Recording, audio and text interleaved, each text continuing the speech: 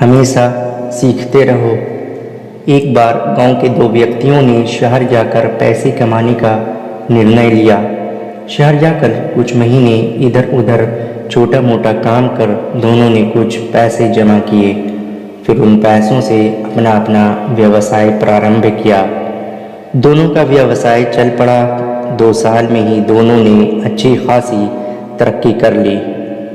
व्यवसाय को फलता फूलता देख पहले व्यक्ति ने सोचा कि अब तो मेरे काम चल पड़ा है, अब तो मैं तरक्की की सीढ़ियाँ चढ़ता चला जाऊंगा।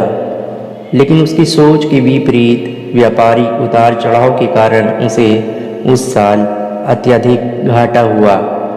अब तक आसमान में उड़ रहा वह व्यक्ति यथार्थ के धरातल पर आ गिरा। वह उन कारणों को तलाशने लगा जिनकी वजह से उसका व्यापार बाजार की मार नहीं सह पाया। सबसे पहले उसने उस दूसरे व्यक्ति के व्यवसाय की स्थिति का पता लगाया जिसने उसके साथ ही व्यापार आरंभ किया था।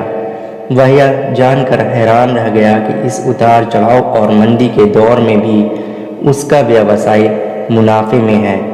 उसने तुरंत उसके पास जाकर इसका कारण जानने का निर्णय लिया।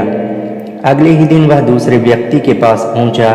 दूसरे व्यक्ति ने उसका खूब आदर सत्कार किया और उसके आने का कारण पूछा। तब पहला व्यक्ति बोला, दोस्त, इस वर्ष मेरा व्यवसाय बाजार की मार नहीं झेल पाया, बहुत घाटा झेलना पड़ा। तुम भी तो इसी व्यवसाय में हो। तुमने ऐसा क्या किया कि इस उतार चढ़ाव के दौर में भी तुमने मुनाफा कमाया?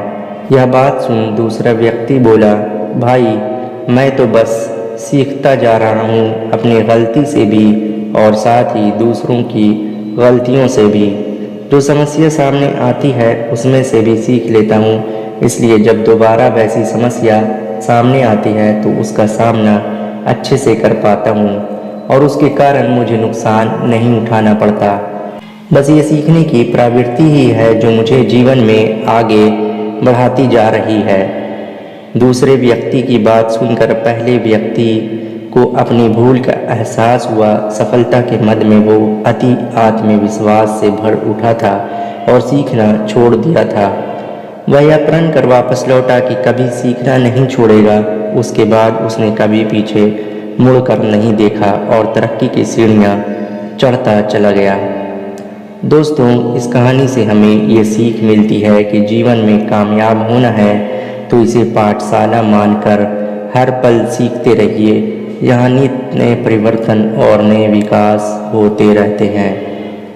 यदि हम स्वयं को सर्वज्ञता समझने की भूल करेंगे तो जीवन की दौड़ में पिछड़ जाएंगे, क्योंकि इस दौड़ में जीतता वही है जो लगातार दौड़ता रहता है।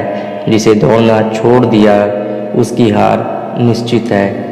इसलिए सीखने की ललक खुद में बनाए रखें। फिर कोई बदलाव, कोई उतार चढ़ाव आपको आगे बढ़ने से नहीं रोक सकता।